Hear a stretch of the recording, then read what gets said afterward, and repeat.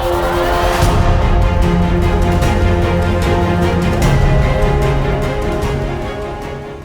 everybody, welcome back to the channel, and I'd just like to say thank you for sticking with me. I hurt my back and I haven't been able to play any games whatsoever, well, whether it be Armored Warfare, World of Tanks, War Thunder, nothing. It's been a total no-go for anything to do with sitting or being in front of a computer where I can't stand, and that doesn't seem to happen at home. But I've been able to kind of get a little bit of recovery in, so I'm feeling a bit better, and I've been able to load up 9.14 and take a look at the Fv-4202, the new Tier 8 premium British medium tank. And as you can see, it's a pretty good looking vehicle, all HD. Turret's pretty strong. It's got the big neck brace around the chin of the turret there. And the front is really, really heavily sloped. You can see it peels back. It doesn't have the thickest armor in the front, but if you get at a good enough angle and someone actually shoots at it, it'll bounce. I found the tank to be actually fairly bouncing in the few games I have played with it, but we'll just get rolling here. And you can see right off the hop, the tank's not quick. It's about as fast as a heavy tank. You'll have some drag races with an IS-3, and you'll probably lose. The turret does seem to be pretty good though, like it does move fairly, it traverses quite well.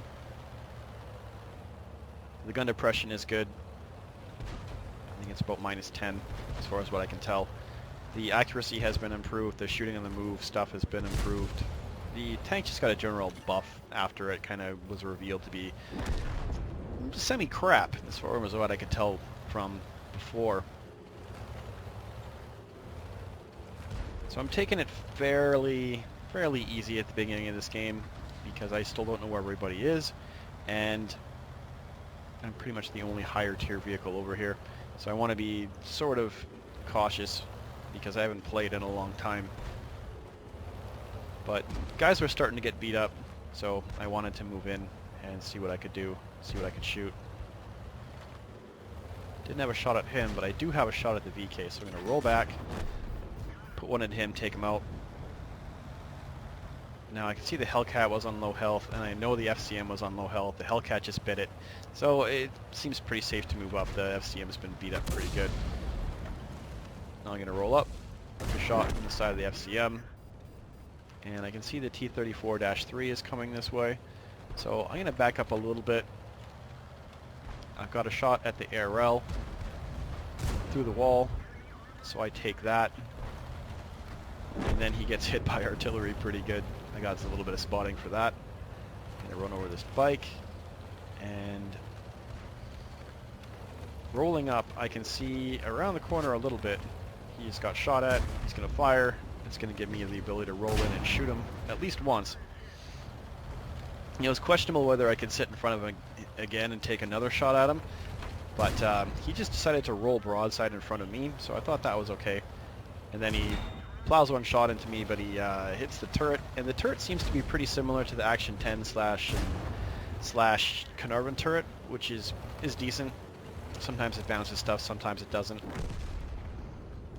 I'm gonna roll up again, see if I can get a shot, quick shot into the side of him. His tracks managed to eat it, lucky for him. And you can see this Jumbo, he's just itching to get in here and die. So he rolls up, takes the shot that I don't particularly want to take, and lets me roll in, put another shot for him for 220 in the side. His gun shares pretty much exactly the same gun with the Centurion, and didn't penetrate his armor, and he didn't penetrate mine, so I will take that lucky shot. And I didn't manage to get him the last bit there, but you can't always get everything you want. Then I run into the first Skoda tank I've ever seen. This is actually labeled as Skoda because I know this is the same as the T-25 that the Germans had as a premium tank, but here we go, aim it in, aim it in. My .3 something, low 3 something accuracy did actually manage to fail pretty horribly there, but it's not going to fail there. It was pretty much spot on, and the next shot I take will also be spot on, plugging one into the E-25. Now I'm going to roll over and stay as hull down as I can against this Type 59. Put a shot onto him. He didn't seem to want to shoot at me for some reason. I think he was wanting to shoot the Centurion. So I'm going to roll over again, not expose too much of the vehicle. Looks like the Centurion was using the small gun, 17 pounder. And he's going to roll around the corner, and this is where the tank struggles a bit. It's not very quick, so I'm having to chase this guy down, but even downhill it doesn't seem to want to go faster than 37, 38. So I'm rolling. Somehow I get spotted. I don't know how. And then come around the corner. Not the most stealthful way. Managed to bounce another shot off something. The game isn't very close anymore. It was close before, but not anymore. So I'm going to roll up and try and help out our KV-2 against the KV-85. But this one's pretty much in the bag. So my general impressions of the Fv-4202 is it's pretty decent. Like, it's got a good gun with decent standard pen. It does about 230 damage. The gun depression's good. The turret seems to be pretty bouncy. It does soak up some side shots. You can see I've got some scrape marks on the side. It's okay at shooting on the move. Its accuracy is quite high when RNG isn't just going to screw you in the face. And it takes shots from artillery really poorly, like right about now. I probably shouldn't have stopped, but it didn't really matter. I didn't really care. Either way, he's dead, and we won the game, and I did 3,200 damage. This was a mastery game with a high caliber, and the second game I played ended up mastering the tank. I got hit about 7 times. It managed to soak up about 4 of them, or bounce them off the turret, or have the tracks eat them in the sides. The tank seems pretty good. I mean, is it worth $45 Canadian? That's up to the person who's going to buy it.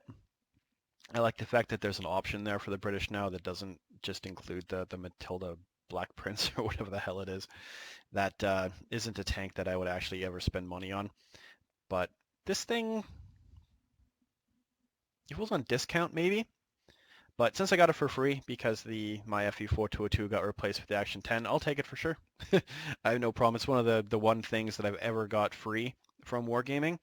And maybe this is them turning over a new leaf, but I appreciate having it. You can see that I drove over something there and my tracks are all crinkled up. Looks like I got tracked. But in general, I like the tank. It seems to be pretty okay. I mean, you're going to have to watch where you go because you're going to have to commit because your tank is slow.